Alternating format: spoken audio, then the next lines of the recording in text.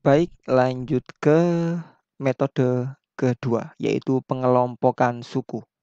Nah, kalau tadi di faktor sekutu kita kan patokannya adalah mencari faktor yang sama dari bentuk yang ada. Nah, terkadang itu apa?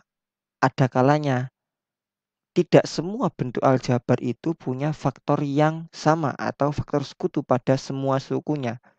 Contohnya ini, 2xy tambah 3x tambah 2y tambah 3. Ini apakah ada faktor sekutunya? Coba ya, 2xy ini kan 2 kali x kali y, atau nanti tinggal kita atur aja ya, bisa 2x kali y atau 2y kali x gitu. Lalu ada 3x, berarti kan 3 kali x. Lalu ada 2y, itu kan dia 2 kali y. Lalu ada 3, nah 3 kali 1 gitu ya. Ada nggak yang faktor yang ada di 4 suku ini? Nggak ada kan ya? 2 cuma ada di 2xy sama 2. X cuma ada di 2xy sama x. Y cuma ada di 2xy sama 2y. 3 cuma ada di 3x sama 3. Nah, lalu gimana? Kalau ketemu yang kayak gini, kita bisa coba cara pengelompokan suku ini. Jadi kan ada berapa suku nih? Oh iya, mungkin yang masih bingung tentang apa ya maksud dari suku, lalu ada apalagi variabel, konstanta, kita kan coba review dikit ya sebelum kembali ke sini. Jadi pertama kita koefisien. Nah, koefisien itu yang ini ya, kalau aku punya 4x min 7 sama dengan 5, koefisien itu yang ini ya, angka yang bergandengan atau bersama dengan variabel. Variabel itu nilai yang kita cari, misalnya x, y, atau dan yang lainnya. Konstanta itu adalah angka ya yang nggak punya variabel atau dia yang pangkat dari variabelnya itu 0.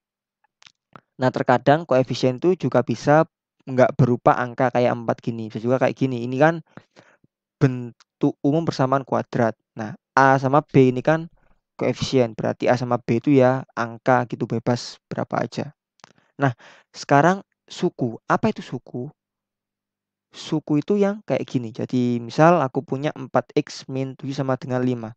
Suku itu yang ini, 4x, 7, 5. Jadi dia itu bisa berupa konstanta saja, bisa berupa koefisien dan variabel, bisa aja nanti misalnya kayak aku punya x tambah 2y sama dengan 5. X ini dia juga bisa berupa suku atau terms dalam bahasa Inggris. Nah, jadi kalau ini kumpulan suku itu ekspresi ya. Di 4x min 7 itu ekspresi. Nah, kalau di bentuk yang ini berarti ini adalah sukunya, ini suku, ini juga suku. Jadi udah paham ya tentang maksud dari suku ya.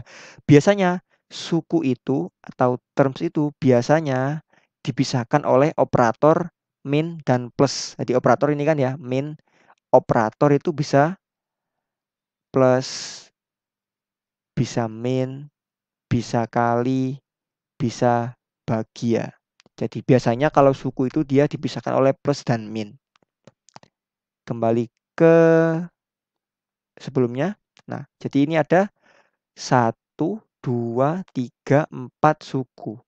Nah, pengelompokan suku berarti dari 4 itu kita kelompokkan. Jadi misalnya ini kita punya 1, 2, 3, 4. Kita kelompokkan menjadi apa? 2 kelompok. Kelompok yang pertama adalah ini, 2xy sama 3x. Kelompok yang kedua itu adalah 2y sama 3. Nah, 2xy sama 3x ini dia punya faktor sekutu apa? Dia punya faktor yang sama, yaitu ini kan ya, dia sama-sama punya x. Berarti x-nya kita faktorkan keluar. Aku coba tulisin aja ya. Misalnya gini. Jadi pertama kita kan punya 2xy tambah 3x. Nah, ini kita faktorkan menjadi apa? Menjadi x-nya keluar, jadi 2y tambah 3 gini ya. Nah, lalu yang belakang kan tadi kelompok yang kedua adalah apa? 2y tambah 3. Dia kan sebenarnya sama-sama punya faktor yang sama. Ingat, 2y itu kan bisa aja kayak 2y itu bisa juga 2y kali 1 gini kan. 3 itu ya 3 kali 1 juga bisa. Berarti bisa kita kayak giniin. 1 kali 2y plus 3. Tujuannya apa? Nah, lihat sekarang. Kita dari 4 suku. Ini ya, ini 4 suku. Sekarang kita punya berapa suku? 2 suku kan ya. Karena kita udah kelompokkan. Kalau tadi suku yang pertama itu kan yang ini. Ada 1, 2, 3, 4. Nah, sekarang kita cuma punya 2 suku. Mana aja? Ini sama ini. Nah, dipisahkan oleh ini. Kalau tadi yang misahin ada ini yang misahin kan ya. Sekarang yang misahin cuma ini aja. Nah, kalau udah gini, kita sekarang punya apa? Kita sekarang punya faktor sekutunya. Apa faktor sekutunya? Faktor sekutunya itu benar. Nah, faktor sekutunya ini kan ya. Kita punya 2y plus 3. Ini bisa kita faktorkan menjadi 2y plus 3-nya. Nah, sekarang tinggal apa? X plus 1. Jadi, 2xy tambah 3x tambah 2y plus 3 itu, nah ini 2xy tambah 3x tambah 2y tambah 3 itu kalau difaktor adalah ini 2y plus 3 dikali x plus 1. Jadi ini adalah metode pengelompokan suku. Oke, kita akan sekarang seperti kita lanjut ke ini. Penerapannya pada proses faktorisasi persamaan kuadrat. Kapan kita pakai pengelompokan suku? Jadi terkadang kan kita kalau tadi kita yang pertama itu ketika C-nya sama dengan 0. Nah, yang kedua ini kita pakai atau Mimin pakai biasanya ketika gini. Bentuk umum AX kuadrat tambah BX plus C sama dengan 0. Ketika apa? Ketika A-nya tidak sama dengan 1. Nah, ini adalah cara yang bisa Mimin gunakan. Misalnya ini contohnya ya.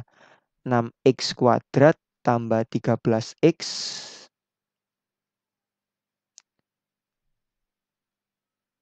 tambah 6. Oke. Nah, langkah pertamanya adalah apa?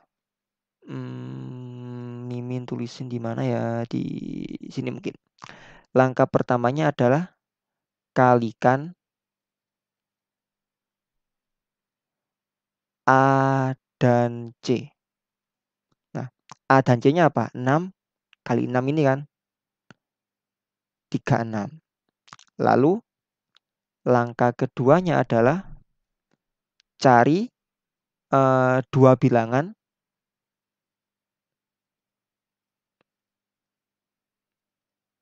Dua bilangan misalnya misalnya P dan Q gitu, dengan syarat kalau dijumlahkan misalnya P tambah Q itu sama dengan nilai dari B, kalau dikaliin P kali Q itu dia hasilnya adalah A kali C. Tadi kita punya apa? 36 kan ya? A kali C-nya. Lalu B-nya adalah berapa? 13. Nah, 36 itu kan ada banyak nih. Ada 6 kali 6. Ada 4 kali 9. Ada 12 kali 3 gitu kan. 6 kali 6 kalau dijumlahkan 12 kan ya. Bukan 13. Jadi kita cari lagi. 4 kali 9. Kalau dijumlahkan 4 tambah 9, 13. Nah, udah sesuai nih. Berarti kita udah punya nih sekarang. 4 sama 9. Setelah itu, nyatakan B-nya menjadi P tambah Q. Maksudnya gimana ini? Kan kita tadi punya 13X tadi. 13X. Wait, gimana ya? 13X yang ini tadi. Kita nyatakan menjadi ini. 4X tambah 9X. Nah, jadi awalnya kita punya 1, 2, 3 suku. Sekarang kita pecah menjadi 4 suku.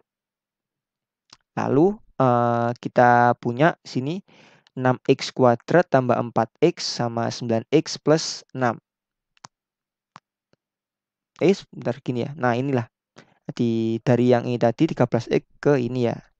Lalu apa? Lalu kita gunakan metode pengelompokan sukunya tadi. 6X kuadrat sama 4X.